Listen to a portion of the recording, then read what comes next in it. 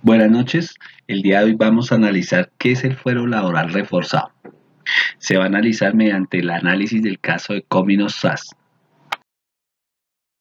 Soy José Andrés Carreño Romero, estudiante de Administración de Empresas cuarto semestre, y vamos a analizar este caso para la materia de legislación laboral. El caso de estudio Cominos SAS empieza con que un trabajador que cumple todos los requisitos para ser contratado en Colombia es vinculado mediante un contrato laboral a término indefinido en una empresa del sector de la producción, que en este caso es Cominos SAS. Al momento de la contratación se le solicitaron al trabajador las constancias de afiliación a la empresa promotora de salud, al fondo de pensiones y se le informó a qué aseguradora de los riesgos laborales estaría afiliado.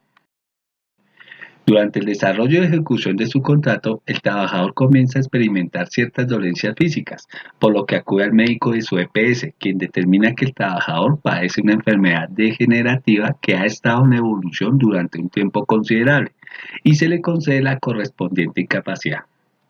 La condición médica del trabajador se complica y por lo tanto no puede cumplir con sus labores contratadas. La EPS asume el pago de las incapacidades de manera regular y oportuna. Sin embargo, el empleador no desea continuar la relación laboral con dicho trabajador. En este sentido, la Oficina de Gestión Humana de la empresa envía una carta de despido al trabajador justificando su decisión de la siguiente manera.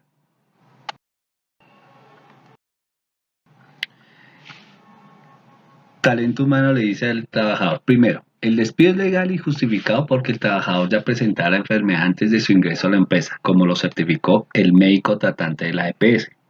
Segundo, la enfermedad no se deriva de un origen laboral, sino que tiene un origen común. Por lo tanto, dado que no fue adquirida como resultado de las funciones desempeñadas en la empresa, la compañía no está obligada a mantener su contrato.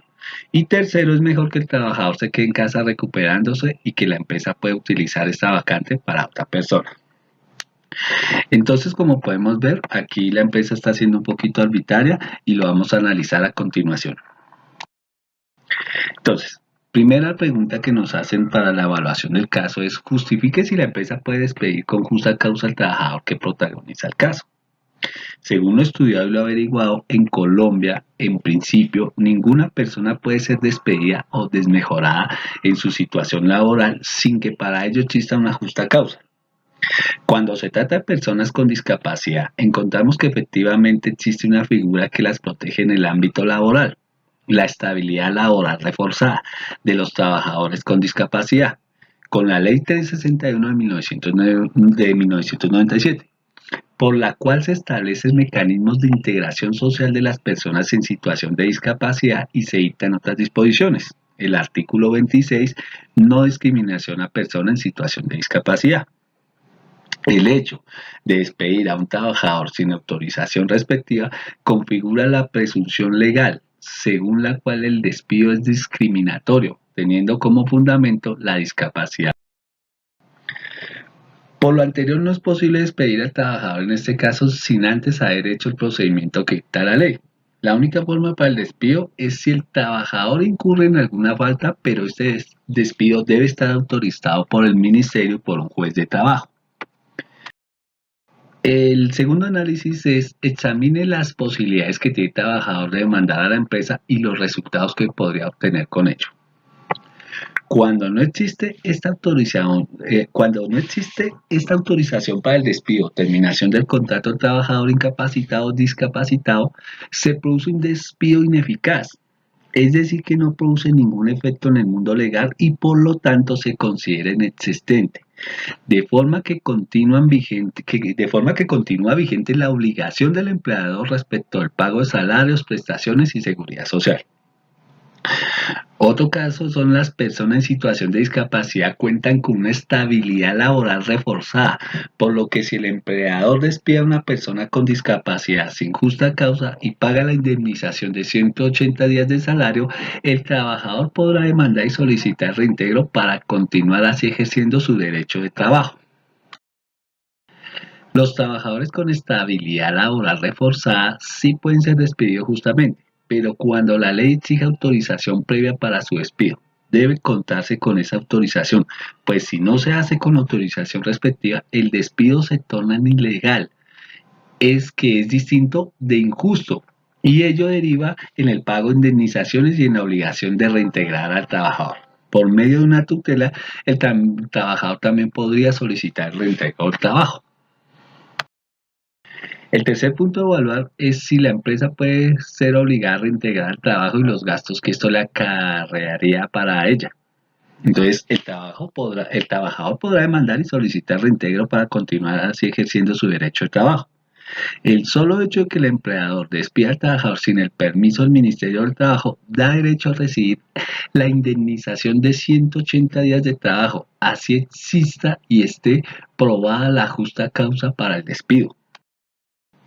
De acuerdo con la Sala Laboral de la Corte Suprema de Justicia, en sentencia SL 537 del 2024, la estabilidad laboral reforzada de personas en situación de discapacidad conlleva la responsabilidad del empleador de efectuar los ajustes razonables y mantener al trabajador en el empleo hasta que primero cuando la discapacidad laboral le permita al trabajador prestar el servicio en los puestos de trabajo que existan dentro de la empresa, o que se configure una casual objetiva para finalizar de manera unilateral el contrato, o la terminación por mutuo acuerdo, o la renuncia voluntaria. El cuarto análisis es argumentar si en el caso planteado es viable la protección por fuero laboral reforzado y analice si esto trae consecuencias.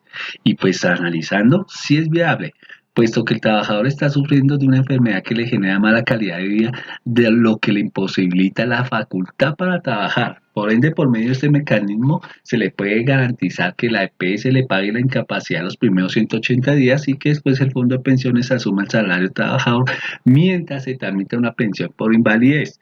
En este caso, sí aplica el fuero laboral reforzado para garantizar su sostenimiento y el de la.